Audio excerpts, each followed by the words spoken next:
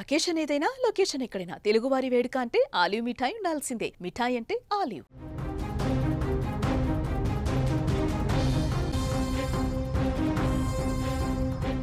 బెంగళూరులో తెలుగు విద్యార్థిని మృతి ఏపీలో అన్నమయ్య జిల్లా బిక్కంగారిపల్లిలో తీవ్ర విషాదాన్ని నింపింది.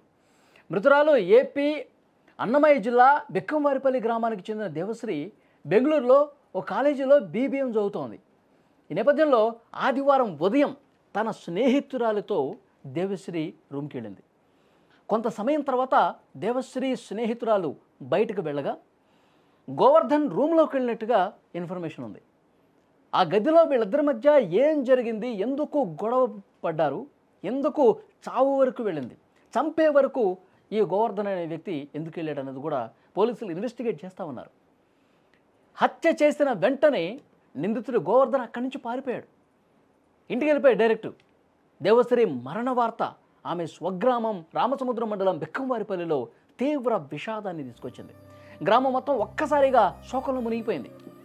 కూతురు ఇక లేదు అన్న మరణ వార్త విన్న తండ్రి గుండెలు పగిలేలా రోధించినటువంటి తీరు అందరినీ కలిచివేసింది. బెంగళూరుకు పోయిన తర్వాత బెంగళూరులో ఒక మంచి కాలేజీలో చదువుకుంటున్నటువంటి ఆమె ఎప్పుడైనా సెలవులు వచ్చినప్పుడు ఇక్కడికి వచ్చేది.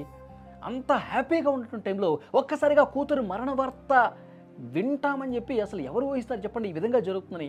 ఈ వార్త విన్న వెంటనే కుటుంబం మొత్తం కూడా కోల్బడిపోయింది. ఆ తండ్రి ఏ విధంగా రోధిస్తున్నాడో ఒక్కసారి చూడండి స్క్రీన్లో.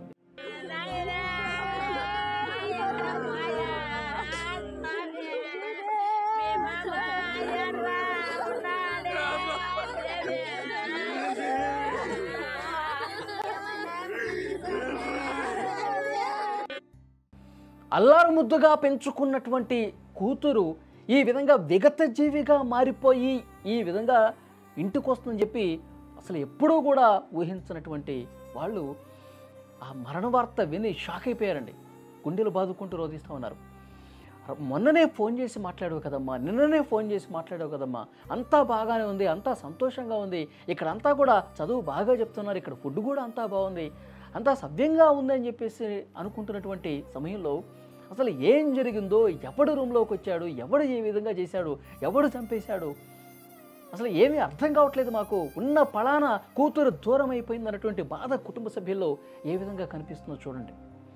అసలు ఒక్కరోజు ముందు ఆ గదికి వెళ్ళే సమయంలో ఏం జరిగిందో కూడా ప్రస్తుతం పోలీసులు ఇన్వెస్టిగేట్ చేస్తూ ఉన్నారు. దేవశ్రీ తన ఫ్రెండ్తో కలిసి ఫ్రెండ్ రూమ్కి వెళ్ళిందండి. వెళ్ళిన తర్వాత ఫ్రెండ్తో చాలాసేపు గడిపింది. ఆ తర్వాత ఆ దేవశ్రీ ఫ్రెండు రూమ్ నుంచి బయటకు వచ్చింది, బయటకు వెళ్ళిపోయింది. బయటకు వెళ్ళిపోయిన కాసేపటికి ఈ గోవర్ధన్ అనేవాడు ఎవడైతే నిందితుడు ఉన్నాడో, ఎవడైతే ఈ విధంగా చేశాడో, ఎవడైతే దారుణంగా దేవశ్రీని చంపినటువంటి వ్యక్తిగా ఉన్నాడో అతను ఆ రూమ్లోకి వచ్చాడండి. ఆ రూమ్లోకి వచ్చాడు, చాలాసేపు ఉన్నారు, మాట్లాడుకున్నారు, గొడవ జరిగింది. ఆ గొడవ పెద్దదైపోయింది, కొట్టుకునే స్థాయికి వెళ్ళింది. అంత పెద్ద గొడవ జరిగినప్పుడు తల మీద అక్కడ ఉన్నటువంటి ఒక బలమైనటువంటి వస్తువు తీసుకుని తల మీద కొట్టి అది స్పాట్లో చంపేసినట్టుగా అక్కడ ఆధారాలను బట్టి అర్థమవుతుంది. అక్కడ స్థానికంగా బెంగళూరులో ఉన్నటువంటి పోలీస్ స్టేషన్లో కేసు నమోదైంది. వాళ్ళు ఇన్వెస్టిగేట్ చేశారు. ఇక్కడ ఈ అమ్మాయి తల్లిదండ్రులకి అన్నమయ్య జిల్లాలో బిక్కంగారిపల్లిలో ఆ కుటుంబానికి సమాచారం ఇచ్చారు. సమాచారం ఇచ్చిన వెంటనే ఒక్కసారిగా షాక్ అయిపోయినటువంటి పరిస్థితి.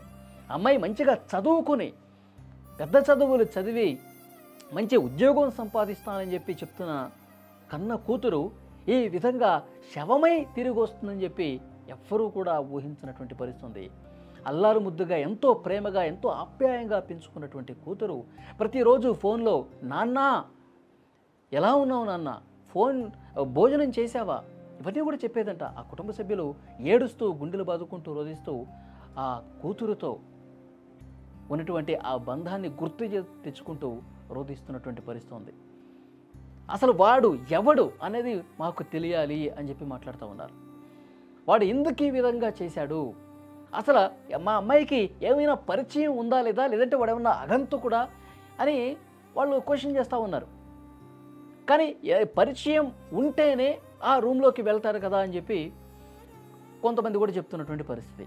ఆ గ్రామం మొత్తం కూడా ఒక్కసారిగా షాక్ అయిపోయిందండి. ఎందుకంటే ఎప్పుడు ఏ చిన్న సెలవు దొరికినా సరే ఊరికి వచ్చిన తర్వాత అందరితో చాలా చాలా సంతోషంగా చాలా ఆప్యాయంగా పలకరిస్తే ఇరుగు పొరుగు వాళ్ళతో కూడా ఎలా ఉన్నావు పెద్దమ్మ, ఎలా ఉన్నావు పిన్ని, ఎలా ఉన్నావు బాబాయ్ అని చెప్పి చుట్టుపక్కల వాళ్ళతో కూడా వరసలు కలుపుతూ ఎంత ప్రేమగా అంత సంతోషంగా కనిపించే అమ్మాయి. ఒక్కసారి స్క్రీన్లో చూడండి, అమ్మాయి ఎంత ఎంత బాగుందో చూడండి.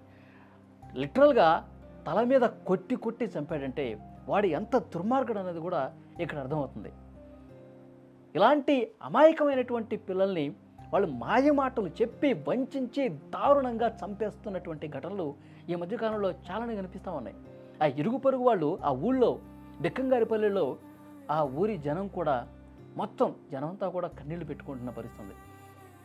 ఈ విధంగా జరుగుతుందని చెప్పి అసలు ఎవ్వరు ఊహిస్తారు? మంచిగా చదువుకోవటానికి పోయిన అమ్మాయి చదువు అయిపోయిన తర్వాత మంచిగా జాబ్ వస్తుంది, తర్వాత ఒక అయ్య చేతిలో పెట్టి ఒక మంచి జీవితం ఊహించుకుంటారు తల్లిదండ్రులు కూడా. తమ కూతురు ఒక మంచి భవిష్యత్తు ఉంటుందని చెప్పి ఆ ఉద్దేశంతోనే తమ ఊరి కాకపోయినా, జిల్లా కాకపోయినా, రాష్ట్రం కాకపోయినా పక్క రాష్ట్రాలకు నగరాలకు పోయి చదివిస్తున్నారంటే వాళ్ళ భవిష్యత్తు బాగుంటుందని.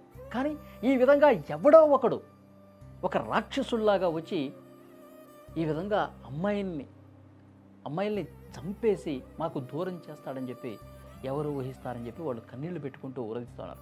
నిజంగా ఆ తండ్రికి ఎంత బాధ ఉంటుందో, గుండెల్లో ఆ తండ్రికి ఎంత ఆవేదన ఉందో చూడండి.